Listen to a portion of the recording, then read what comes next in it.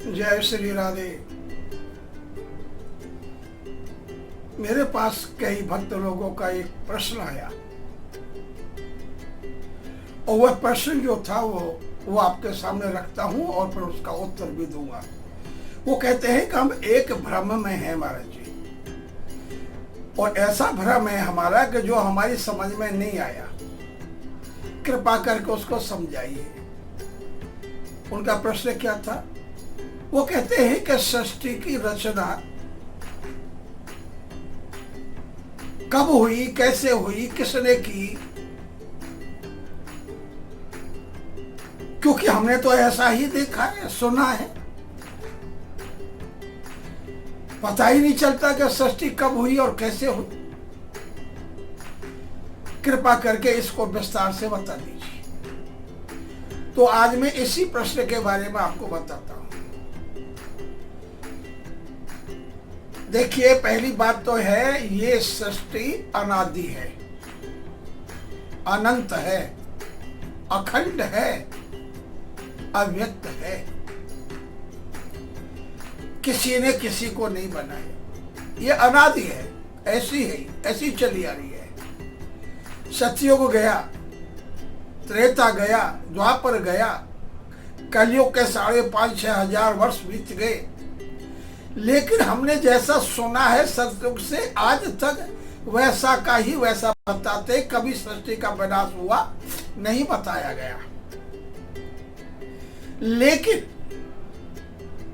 श्रीमद् भागवत में भी सृष्टि के बारे में बताया कि सृष्टि की उत्पत्ति कैसे हुई, सृष्टि कैसे बनी, सृष्टि किसने बनाई। ये प्रश्न उसमें भी आया था, क्योंकि सूत जी महाराज जी सौनक आदि ऋषियों ने यह प्रश्न किया था।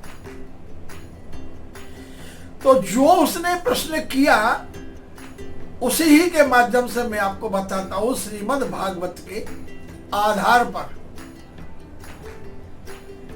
पहले इस स्कंद के 3 अध्यायों में पहला ही श्लोक है।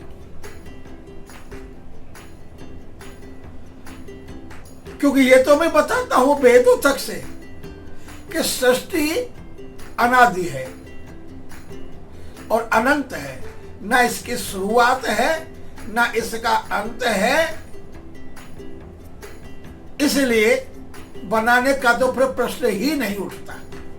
लेकिन सृष्टि कैसे हुई और क्यों कहा गया कि सृष्टि की उत्पत्ति कैसे हुई, यह बताऊंगा मैं। सूत जी महाराज कहने लगे कि हे ऋषियों सुनो,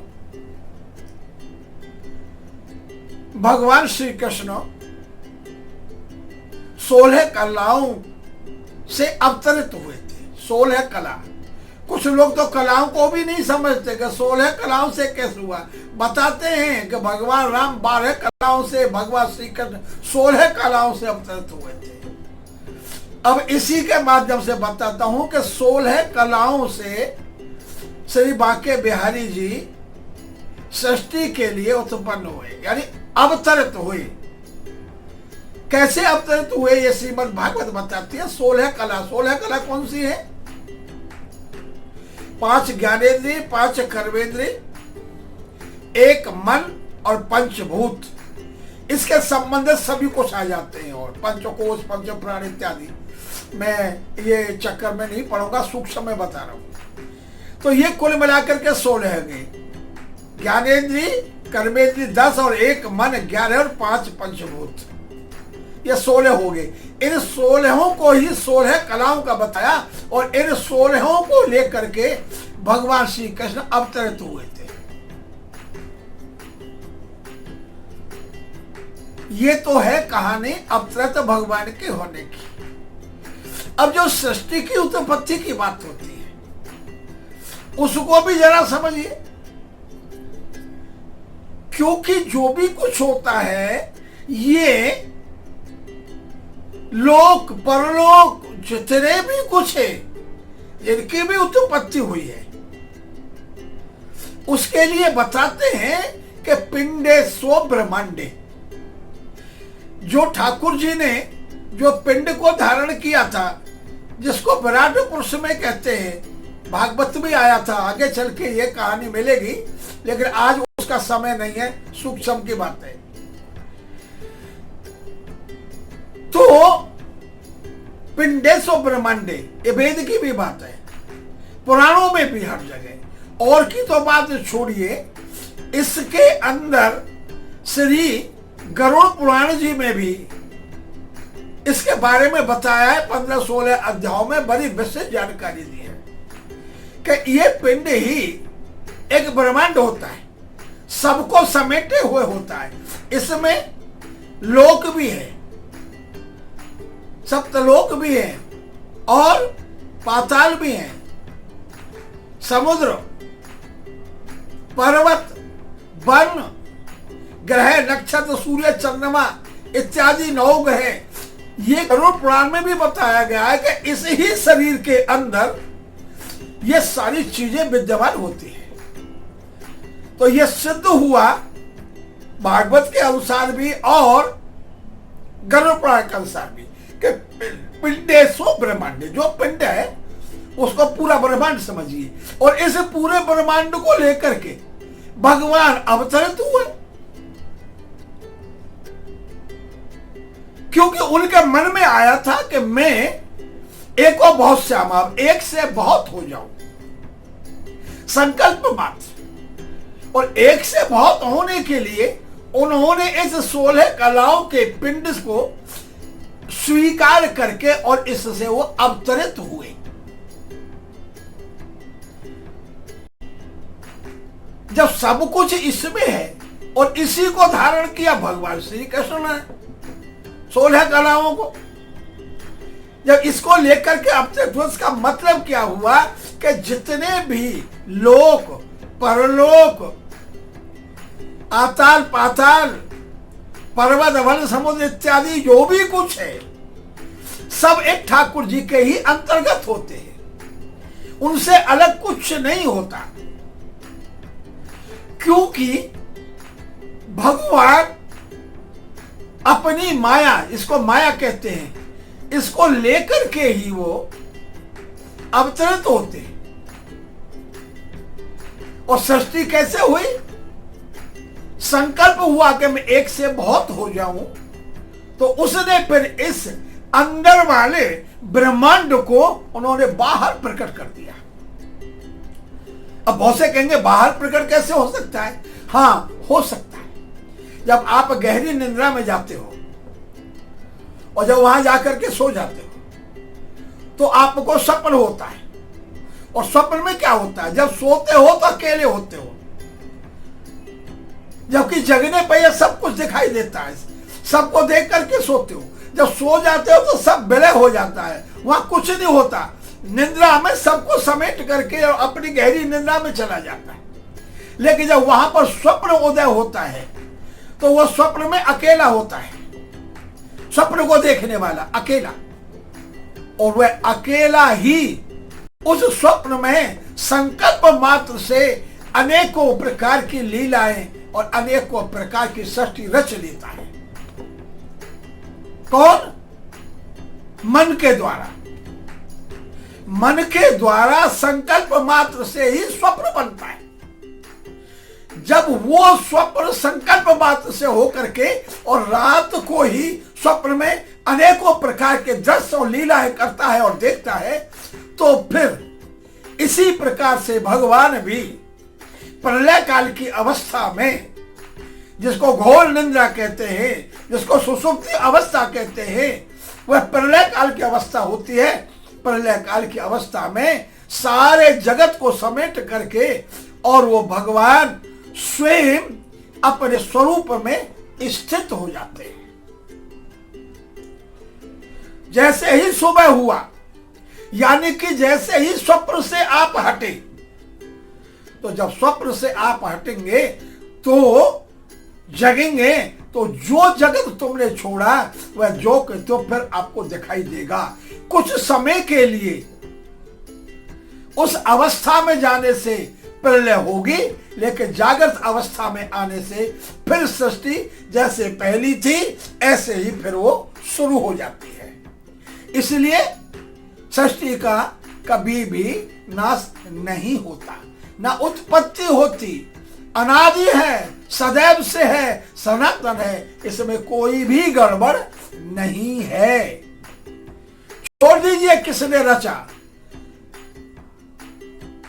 ये सृष्टि की रचना की बात तो नहीं है, ये प्रभु की लीला है, संकल्प मात्र है, केवल वो संकल्प करके ही सब कुछ कर लेते हैं। जैसे एक दूसरे उदाहरण से समझिए, गीता में जब अर्जुन को भगवान श्री कृष्ण अनेकों प्रकार से समझाते हैं, तू युद्ध कर, अपना कर्म कर, अपने धर्म का पालन कर, लेकिन वो सबको देख करके बड़ा घबरा जाता है कि मैं अपनों को मार करके युद्ध कैसे करूं, अपनों को मार करके राज किस पर करूं। भगवान श्री कृष्ण उनको अनेकों प्रकार से समझाते हैं, और उन्होंने जब यहां तक की कहा कि ये सब लोग मरे हुए हैं, तू मारने वाला कोई नहीं है, तू अपना काम कर। लेकिन कृष्ण की बात पर अर्जुन को विश्वास नहीं हुआ, वो भ्रम में ही था, प्रश्न पर प्रश्न करता है। तो भगवान अर्जुन कहते हैं कि ये जो मैं आपको उपदेश दे रहा हूं, ये सूर्य भगवान को दिया था। तो अर्जुन कह रहे कि सूर्य भगवान तो अनादि है, बहुत पहले से है, और तुम आपकी बात कर रहे हो, तुम अभी के हो। भगवान श्री कृष्ण बोले ये तेरी दृष्टि का दोष है, तू भी पहले था और मैं भी पहले था। मैं अपने को जान रहा हूं, तू अपने को नहीं समझा कि तू पहले था, और मैं जैसा हूं ऐसा ही था। मैं पूर्ण ब्रह्म हूं, अपने को अनेक प्रकार से समझाया, लेकिन अर्जुन को फिर भी विश्वास नहीं हुआ। तो वो कहने लगे कि अगर तुझे शक है कि मैं भगवान नहीं हूं, मैं अनादि हूं, पहले से नहीं हूं, ऐसा नहीं समझता, तो तू मेरे स्वरूप को अब देख कि मैं कौन हूं, मैं पूर्ण ब्रह्म हूं। भगवान श्री कृष्ण ने दिव्य ज्ञान देख करके, जब दृष्टि देख करके, और उन्होंने अपना विराट रूप दिखाया। विराट रूप कौन सा था? पूरा ब्रह्मांड।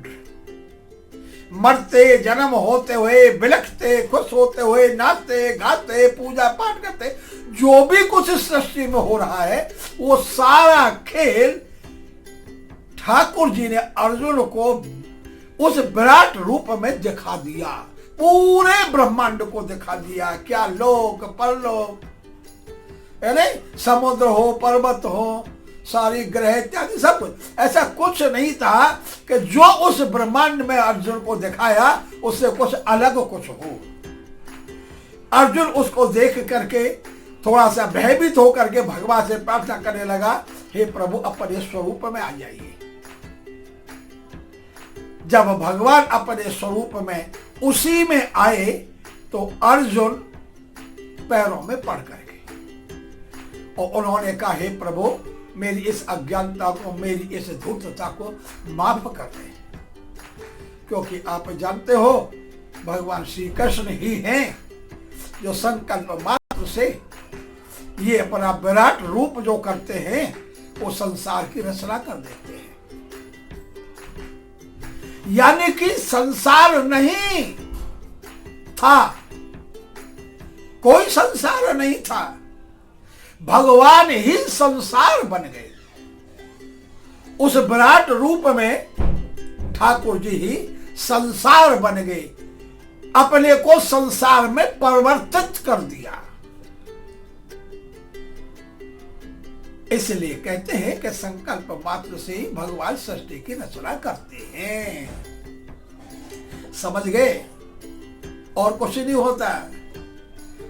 जब मैंने आपको इतनी बात बताई, अगर ठीक लगा हो तो कम से कम मेरे इस चैनल को सब्सक्राइब जरूर करें और लाइक भी करें, मुझको फॉलो भी करें, वीडियो को शेयर भी करें, क्योंकि मैं आपके प्रश्नों के उत्तर देने के लिए तत्पर रहता हूं। केवल आप प्रश्न करिए, मैं आपको उसका उत्तर दूं। यही मेरी दिली इच्छा है, और इसी इच्छा के लिए मैं आपके समक्ष आता हूं, क्योंकि इस वीडियो के माध्यम से मैं आपसे जुड़ूं, और आप मेरे से जुड़े, ये मेरा बहुत बड़ा स्वार्थ कह सकते हो आप। यही मेरा स्वार्थ है बहुत बड़ा, कि मैं कितने लोगों तक पहुंच सकूं और कितने लोग वो मेरे तक पहुंच सके। इसलिए चैनल को सब्सक्राइब करें, लाइक करें, फॉलो करें और शेयर करें। कोई प्रश्न आपका भी हो तो आप भी अपने प्रश्न को मेरे पर पहुंचा दीजिए। मेरा फोन नंबर भी है, यूट्यूब पर भी है, फेसबुक पर भी है। आप फोन करके भी डायरेक्ट बात भी कर सकते हो। मैं छिपाऊंगा नहीं, आपके प्रश्नों के उत्तर देने की कोशिश करूंगा। ये ध्यान रखना, मैं ज्ञानी नहीं हूं, मैं केवल भक्त हूं। और भक्त हमेशा अपने भावों को प्रकट करता है। भक्त कभी ज्ञानी नहीं हो सकता, और जो ज्ञानी होता है वो कभी भक्त नहीं हो सकता। ये भी ध्यान रखना है। क्या कहा? ज्ञानी भक्त नहीं होगा और भक्त कभी ज्ञानी नहीं होगा। इसलिए आप समझिए, मैं ज्ञानी नहीं हूं, मैं केवल भक्त हूं। तो जरा ठाकुर जी का और राधा रानी का जयकारा लगा दो। जय श्री राम।